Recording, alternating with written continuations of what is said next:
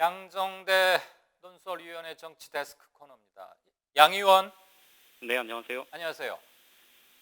참으로 길고 긴 시간이 흘렀습니다.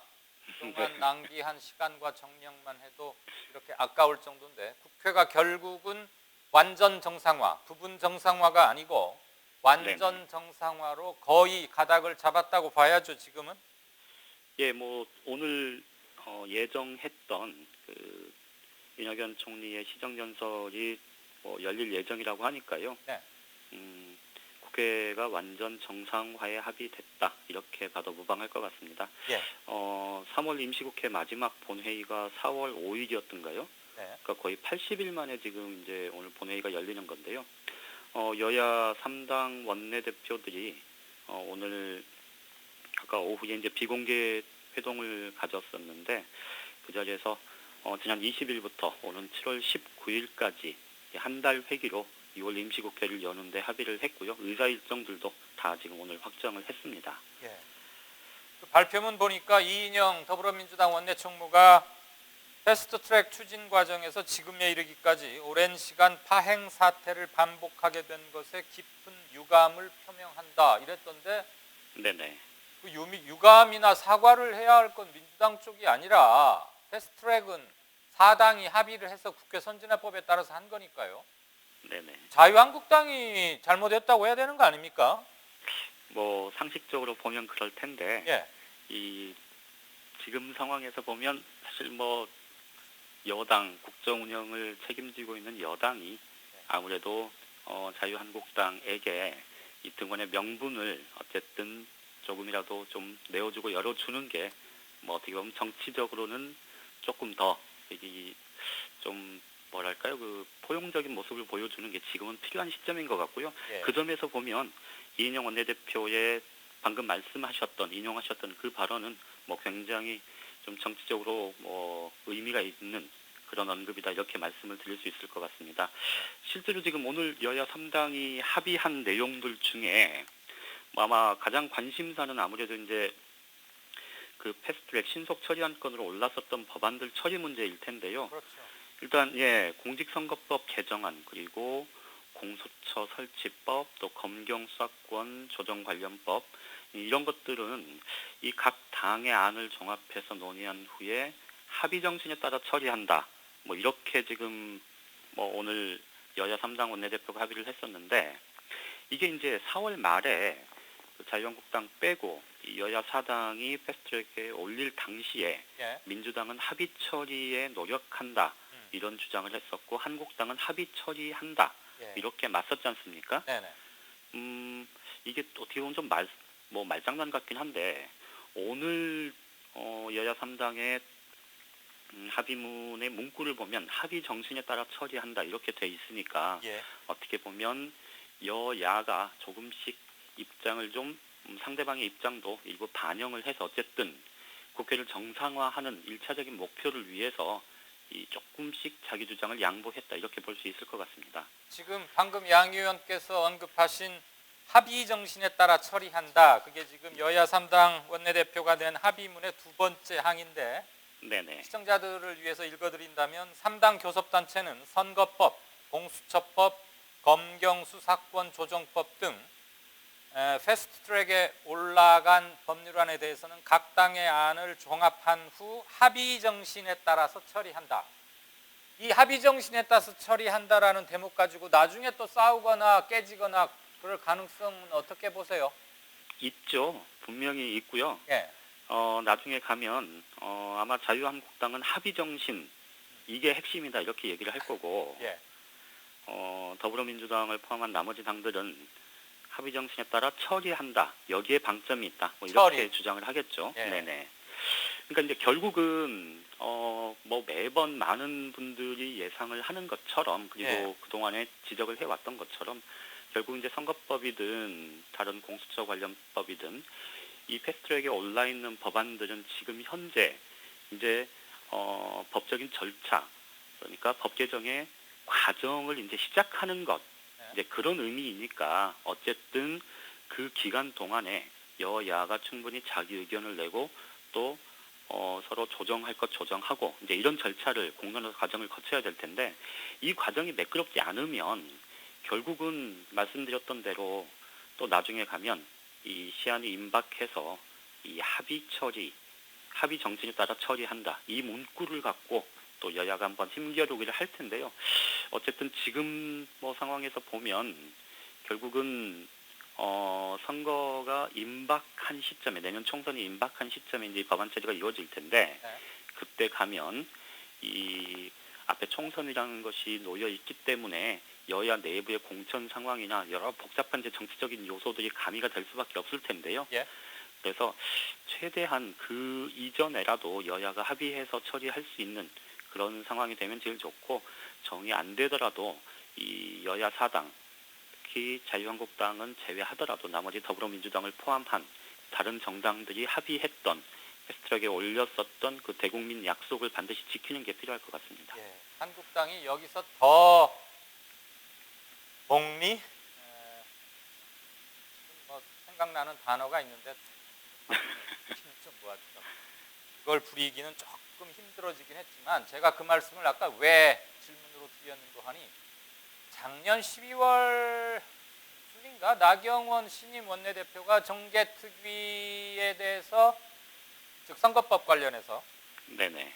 여야 모든 당이 합의할 수 있도록 최대한 노력하겠다. 그래가지고 여야 모두 선거법 개정에 대해서 합의 이런 식으로 각 신문들이 제목을 뽑았지 않습니까? 그랬었죠. 그랬는데 불과한 그게 무위로 가기까지는 한 달 정도밖에 걸리지 않았었잖아요. 바로 그냥 네네. 나경원 원내대표가 뒤집어 버렸지 않습니까? 그리고 심지어 오늘 아침까지만 해도 나는 맛있는 반찬만 골라 먹겠다. 인사청문회 같은 것만 하고 시정연설이니 뭐 저 추경이니 민생법안 이건 우리는 모른다. 패스트트랙 관련해서 사과하지 않으면 그런 건 아예 없다. 이랬었잖아요. 어제 저녁 네네. 오늘 아침까지. 그랬었죠. 예. 그런 정당이 있었어요. 국회를 이렇게 맛있는 것만 골라 먹는 구내식당 반찬처럼 했던 정당이 있었습니까? 뭐 그렇다고 말씀을 드리기는 뭐하고 오늘 그래도 여야 3당 합의문 내용을 보면 예. 어쨌든 나경원 자유한국당 원내대표 입장에서도 이 국회 정상화에 대한 부담이 굉장히 컸던 건 분명해 보입니다. 예. 그동안 이제 마지막에 벌써 보름도 넘었죠. 여야가 국회 정상화에 사실상 거의 합의한 상태에서 막판에 경제청문회를 들고 나왔지 않습니까? 예. 그거 관련해서도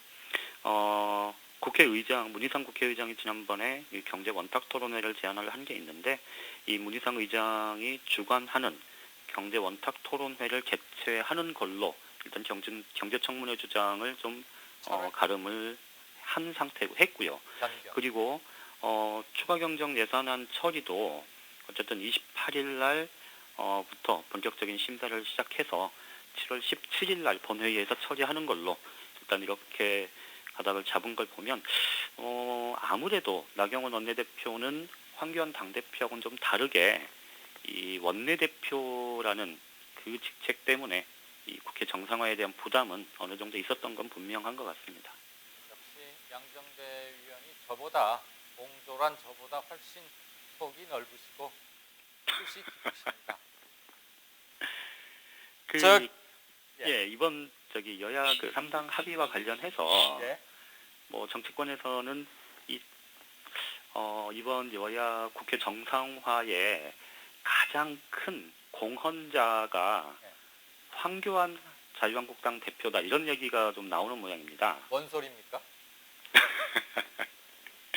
사실 황교안 대표가 지금 엊그제 그 숙명여대에서 아들 이 학생들 대상으로 이 특강하다가 정말 이건 말실수다 이렇게 보기보다는 정말 철학의 빈곤이자 이 정치인으로서 이 큰 정치인이 될 만한 제목인가를 의심하게 하는 또 다른 망언을 한번 하지 않았습니까? 기본 근데 이제 세계관이나 그 얘기가 기본 철학의 부재를 여실히 보여준 게 아닌가. 그렇죠. 이게 그 얘기가 사실 그날로 끝난 게 아니고 이게 어떻게 뭐 해명을 해보려고 했던 게 더 큰 지금 논란을 불러일으키고 있고 네. 특히 이제 젊은 세대의 광범위한 비판이 커지고 있고, 오늘 뭐 저는 직접 제가 확인한 건 아닌데 들리는 말로는 황교안 대표가 이 자기 아들의 이 토익 점수, 예. 이게 낮은 점수를 높여서 얘기한 건 거짓말이지만 예. 높은 점수 좀 낮춰서 얘기한 거는 이 거짓말이 아니지 않냐, 그러니까 겸손하게 얘기한 것 아니냐, 뭐 이런 식의 또 얘기를 했다고 해요. 그러니까 어떻게 보면 사실 지금 KT 같은 경우는 이 채용 비리 문제로 지금 굉장히 어수선한데, 이 황교안 대표 아들 문제도 사실은 황교안 대표 입장에서는 이 문제가 계속 논란이 되는 게 엄청 큰 부담일 거고, 그러다 보면 나경원 원내대표하고는 다르게 이 국회가 정상화되지 않는 상황에서 장외투쟁을 통해서 자신의 입지를 넓힐 수 있는 그런 계기는 분명히 있었겠지만, 어쨌든 이 아들 관련한 문제, 이 KT 채용비리 관련한 걸로 이렇게 확산된 것에 대한 부담이 굉장히 컸을 거고, 예. 그러면서 이 황교안 대표 쪽에서도 나경원 원내대표가 이 국회를 정상화하고자 하는 그쪽에 이 힘을 확 몰아줬을 거다. 예. 그래서 오늘 전격적인 합의가 가능했을 거다. 이런 얘기를 하는 사람들이 있다고 합니다. 충분히 그럴 듯한 추론 같습니다. 자기가 사고를 쳤는데 이게 왜 사고인지도 모르고 있다가 계속 불씨가 커지니까 하고 놀래다가 뭔가 빨리 덮기 위해서 국회를 그러면 정상화하자 쪽으로 그냥 마지못해 합의하는 듯한 거 말이죠. 어쨌거나 참 가관입니다. 다음 얘기하죠. 북한 목선 네네. 뭐 표류라고 발표했습니다만 그건 아니었던 게 확인이 됐고, 이것을 처리하는 과정에서 국방부 측의 브리핑은 오해를 사기에 충분한 점은 좀 있었고요. 이게 네네. 아마 팩트에 입각한 분석 같고, 청와대에서 뒤늦게 모든 걸 해명을 했습니다만 조금 타이밍이 한순간 늦었다는 일각의 지적도 있고, 그거보다는 네네. 그러면 당시 청와대 안보 상황실은 제대로 했느냐, 이것은 좀 짚어야 한다, 이런 얘기도 지금 계속 제기되고 있죠. 지금 이제 정부 합동조사단의 조사 결과 발표가 아마 27일쯤 나올 걸로 지금 그렇게 예상이 되는데요. 네. 물론 전반적인 사실관계를 확인하고 이 군의 경계태세에 문제점이 없었는지, 또 발표 과정에서 사실 거짓말 논란, 축소, 은폐 의혹이 국방부 1차 브리핑 관련해서 있었지 않습니까? 네. 그 관련 내용, 뭐 이런 것들을 점검하고 이 철저하게 책임을 묻고 문책하는 것, 이런 것들이 반드시 필요할 텐데, 네. 그것과 함께 좀 반드시 짚어져야 될 문제가 바로 청와대 국가안보실의 이 재난안보 컨트롤타워로서의 역할과 기능, 이게 제대로 작동했는지를 좀 따져봐야 될 것 같습니다. 예. 세월호 때부터 지금 그게 계속 문제가 됐었어요. 그렇죠. 사실 이번 목선, 북한의 그 목선 사건 같은 경우는 보통 이 귀순, 그러니까 북한 주민이 이제 귀순 의사를 밝혀오면 네. 이 정부 관계기관 합동 신문을 통해서 이 사실관계를 이 정부 쪽에서 먼저 조사를 하고, 예. 이후에 이제 관련 내용들이 공개되는 게 일반적이지 않습니까?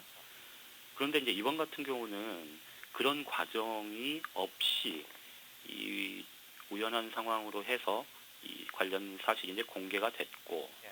그런데 더 정부 입장에서는 조금 곤혹스러울 수밖에 없는 게, 지금 남북 관계가 굉장히 좀 살얼음판을 걷고 있는 상황인데, 네. 여러 가지로. 그런데 만약에 귀순 의사를 가진 이들의 신병 처리 문제가 네. 북한이 만약에 돌려보내라 이렇게 요구를 하고 이게 공론화가 되면 굉장히 껄끄러운 상황이 되지 않습니까?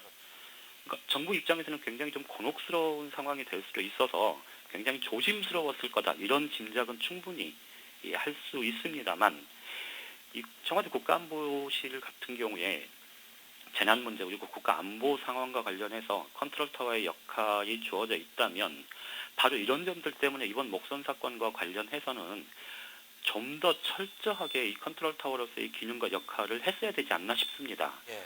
그러니까 해경도 그렇고 이 군 쪽도 그렇고 국정원들도 마찬가지고, 이런 관련 기관들의 관계기관들의 이 정보를 모두 취합을 하고, 그 중에서 이 문제점과 이런 것들을 충분히 철저히 따지고 그리고 국민들한테 설명할 내용, 또 앞으로 어떻게 대처할 것인지 이런 것들을 총괄적으로 조정하고 조율한 다음에 예. 정말로 이 사실관계에 입각한 컴팩트한 내용들이 전달이 됐어야 하는데 그런 임무를 좀 방기한 것 아니냐 이런 생각이 듭니다. 그러니까 국방부 1차 브리핑 내용을 보면 뭐 청와대도 나중에 뭐 국민소통수석이나 대변인이 연이어서 뭐 해명을 했습니다만 예. 이게 결국은 앞에 해경이 이 사건 당일날 이 청와대에 보고하고 또 보도자료로도 냈던 그런 내용들과 배치되는 발표를 이 국방부에서 이 브리핑을 하는데도 그거에 대해서 뭐 전혀 조정하거나 조율을 해내지도 못했고 나중에서야 뭐 그 당사자가 사실관계를 참 몰랐던 것 같다 이런 식의 청와대 얘기가 나오는 걸 보면 어떻게 보면 좀 한심하다, 무능하다 뭐 이런 얘기를 할 수밖에 없을 것 같습니다. 알겠습니다. 대통령이 지금 두 가지에 대해서 철저한 점검을 지시를 한 걸로 지금 그렇게 전해지고 있는데요. 하나는 경계태세 문제, 그리고 하나는 보고와 공보 체계 문제 두 가지입니다. 이 첫 번째 부분은 어쨌거나 대충 이제 사실관계가 확인이 되고 있는 것 같은데 두 번째 문제 같은 경우도 이 단순히 누가 브리핑을 제대로 했냐 말았냐의 문제를 떠나서 그걸 넘어서서 청와대 국가안보실이 이번과 같은 사안에 대해서 특히나 민감하게 남북관계가 걸려있는 민감한 사안이면 더더군다나 이 문제를 좀 적극적으로 조율하고 조정하는 그런 역할과 기능을 했어야 하는데 그러지 못했던 것에 대한 반드시 좀 점검과 이 정비가 있어야 되지 않을까 싶습니다. 네, 뭔가 나사가 좀 풀어진 거 아닌가. 그리고 초심은 아마 그대로일 거라고도 생각하지만 운동화끈이 풀려서 뭔가 좀 삐걱거리거나 타이밍을 놓치거나 국민들의 정서를 헤아리지 못하는 부분이 있다면 이런 것에 대해서는 총체적인 점검, 또 차제에 청와대 부분 진용 개편도 있고 했었으니까 말이죠. 그런 게 필요한 시점인 것은 분명해 보입니다. 네, 지금까지 한국일보 양정대 논설위원이었습니다. 고맙습니다. 네, 고맙습니다.